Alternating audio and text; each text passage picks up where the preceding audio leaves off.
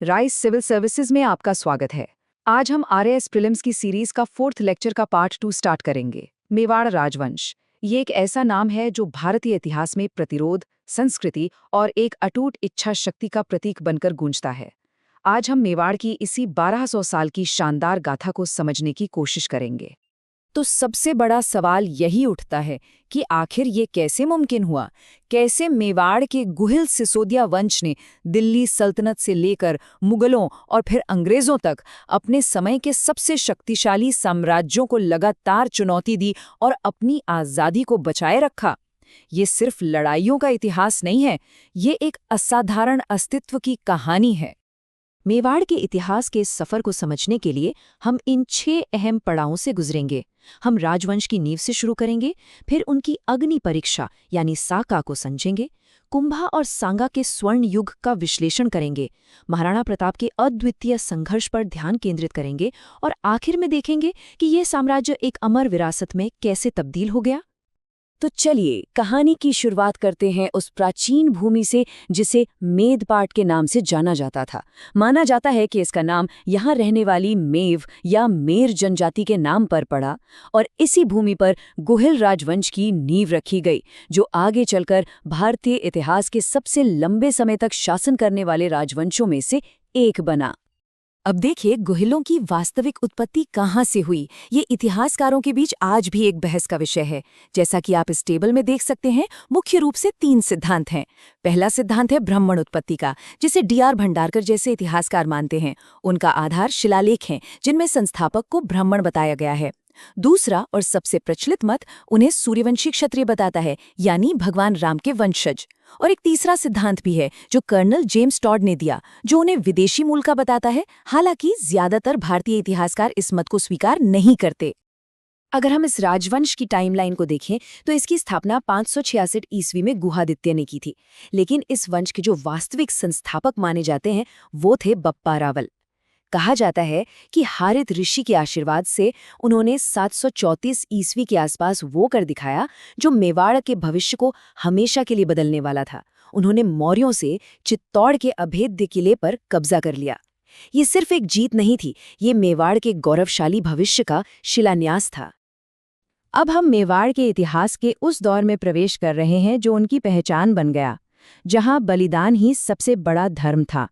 ये वो समय था जब मेवाड़ ने अपनी आज़ादी को बनाए रखने के लिए एक असाधारण कीमत चुकाई। इस दौर को समझने के लिए साका का मतलब जानना बेहद जरूरी है। साका क्या था? ये एक ऐसा अनुष्ठान था जिसमें हार निश्चित होने पर राजपूत सम्मानजनक मृत्यु को चुनते थे। इसमें 2 चीजें शामिल होती थीं।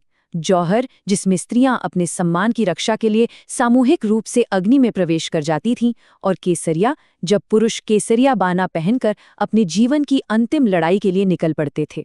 उनके लिए अपमानजनक जीवन से बेहतर गौरवपूर्ण मृत्यु थी।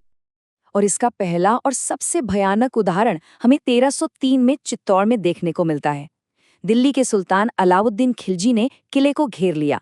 जब कई महीनों की घेराबंदी के बाद हार निश्चित हो गई तो रानी पद्मिनी ने हजारों महिलाओं के साथ जौहर किया, और उसके तुरंत बाद राजा रावल रतन सिंह के नेतृत्व में सभी योद्धाओं ने केसरिया वस्त्र धारण किए और किले के दरवाजे खोलकर दुश्मन पर टूट पड़े। इस साके के साथ गुहिल वंश की रावल शाखा का अंत हो गया। चित्तौड़ की उसी राख से सिसोदिया शाखा ने मेवाड़ को फिर से खड़ा किया। लेकिन मेवाड़ का असली स्वर्ण युग आया महाराणा कुंभा के शासनकाल में। वो सिर्फ एक महान योद्धा ही नहीं थे, बल्कि कला, साहित्य और वास्तुकला के एक असाधारण संरक्षक भी थे। उनका दौर सिर्फ एक पुनर्निर्माण नहीं था, ये मेवाड़ का पुनर्जागरण था।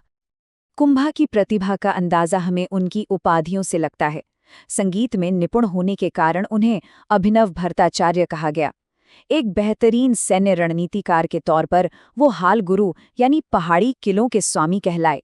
विद्वानों को संरक्षण देने के लिए राणो रासो और अपनी प्रजा की रक्षा के लिए हिंदू सुरत्राण की उपाधि मिली। ये उपाधियां दिखाती हैं कि वो कितने बहुमुखी प्रतिभा के धनी थे। अब इस आंकड़े पर गौर कीजिए, 32। इतिहासकार श्यामल दास के अनुसार मेवाड़ के कुल 84 किलों में से 32 किले अकेले महाराणा कुंभा ने बनवाए या उनकी मरम्मत करवाई थी। उन्होंने कुंभलगढ़ जैसे विशाल किलों का एक नेटवर्क तैयार किया, जिसने मेवाड़ को लगभग अजेय बना दिया। ये संख्या सिर्फ एक आंकड़ा नहीं, बल्कि उनकी दूरगामी सोच का प्रमाण है। और कुंभा की वास्तुकला का सबसे शानदार उदाहरण है चित्तौड़ में खड़ा विजय स्तंभ। इसे उन्होंने 1437 में मालवा के सुल्तान पर अपनी भव्य जीत की याद में बनवाया था। ये 9 मंजिला 122 फुट ऊंची इमारत है, जिसे भारतीय मूर्तिकला का विश्वकोश भी कहा जाता है। ये सिर्फ एक टावर नहीं, बल्कि कुंभा के युग के गौरव और मेवाड़ की सांस्कृतिक समृद्धि का प्रतीक है। तो अगर कुंभा मेवाड़ की सांस्कृतिक शक्ति का शिखर थे, तो उनके पोते महाराणा सांगा उसकी सैन्य शक्ति का चरम थे। जहां कुंभा ने किले बनाए, वहीं सांगा ने गठबंधन बनाए और मेवाड़ को उत्तर भारत की सबसे बड़ी राजनीतिक शक्ति के रूप में स्थापित कर दिया।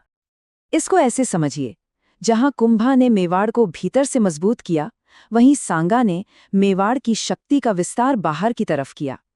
अपनी सैन्य प्रतिभा और कूटनीति से उन्होंने आपस में लड़ने वाले राजपूत शासकों को एक विशाल और शक्तिशाली संघ में एकजुट किया। उन्होंने दिल्ली और मालवा के सुल्तानों को कई बार हराया और मुगलों के आने से ठीक पहले उत्तर भारत में एक संयुक्त राजपूत मोर्चा खड़ा कर दिया था। सांगा की ताकत का पैमाना आप इस चार्ट से समझ सकते हैं। खानवा की लड़ाई से पहले सांगा ने पाती पेरवन की प्राचीन राजपूत परंपरा का इस्तेमाल किया, जो युद्ध के लिए सभी कुलों को एक निमंत्रण था। और नतीजा देखिए, 7 राजा, 9 राव और 104 छोटे बड़े सरदार उनके झंडे के नीचे लड़ने के लिए इकट्ठा हुए। ये उस दौर में अभूतपूर्व एकता का प्रदर्शन था। कर्नल जेम्स टॉड ने महाराणा सांगा के लिए एक बहुत ही यादगार बात कही, एक सैनिक का भग्नावशेष।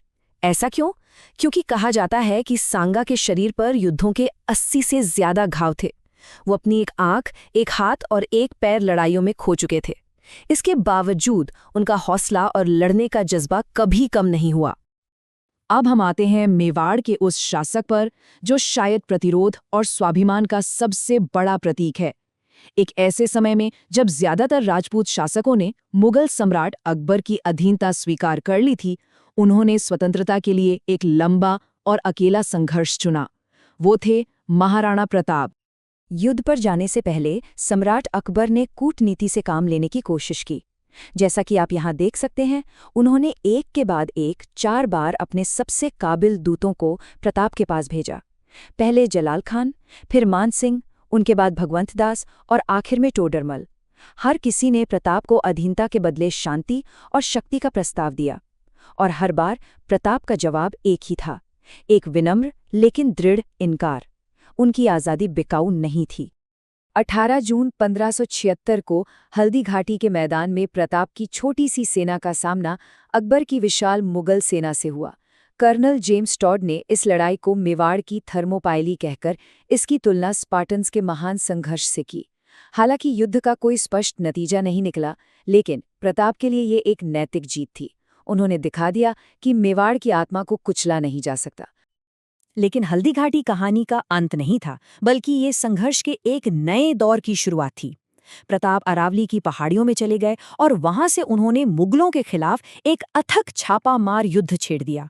धीरे धीरे उन्होंने एक एक करके अपने खोए हुए क्षेत्रों पर फिर से कब्जा करना शुरू किया, और अपने जीवन के अंत तक उन्होंने लगभग पूरे मेवाड़ को आजाद करा लिया और चावंड में एक नई राजधानी स्थापित की। उन्होंने कभी हार नहीं मानी। प्रताप के बाद मेवाड़ का इतिहास अपने अंतिम अध्यायों में प्रवेश करता है। उनके बेटे अमर सिंह ने मुगलों के साथ एक सम्मानजनक संधि की। इसके बाद शांति का एक लंबा दौर आया, लेकिन फिर मराठों के रूप में नई चुनौतियां सामने आईं, और अंत में ये सफर ब्रिटिश प्रभुत्व के युग में आकर समाप्त हुआ। ये टाइमलाइन मेवाड़ के अंतिम पड़ावों को दिखाती है। 1615 में मुगलों के साथ एक सम्मानजनक संधि हुई, जिसने दशकों के संघर्ष को समाप्त किया। फिर 1818 में मराठों के हमलों से बचने के लिए मेवाड़ ने अंग्रेजों के साथ एक संधि कर ली, और आखिर में 1948 में भारत की आज़ादी के बाद मेवाड़ के अंतिम शासक महाराणा भूपाल सिंह ने अपने राज्य का विलय भारतीय संघ में कर दिया, और एक स्वतंत्र राज्य के रूप में मेवाड़ की यात्रा समाप्त हो गई। तो अंत में मेवाड़ राजवंश की कहानी सिर्फ लड़ाइयों और राजाओं का इतिहास नहीं है। ये 1200 वर्षों के लगातार प्रतिरोध, अद्भुत सांस्कृतिक उपलब्धियों और जिंदा रहने की एक अविश्वसनीय इच्छा शक्ति का प्रमाण है।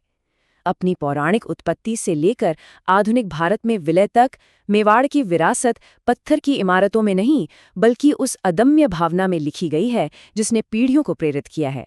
ये एक ऐसी विरासत है जो आज भी जीवित है। इस टॉपिक के डिटेल नोट्स एस्पिरेंट्स नीचे दिए गए लिंक से डाउनलोड कर सकते हैं या राइस सिविल सर्विसेज का ऐप डाउनलोड करें। Thank you.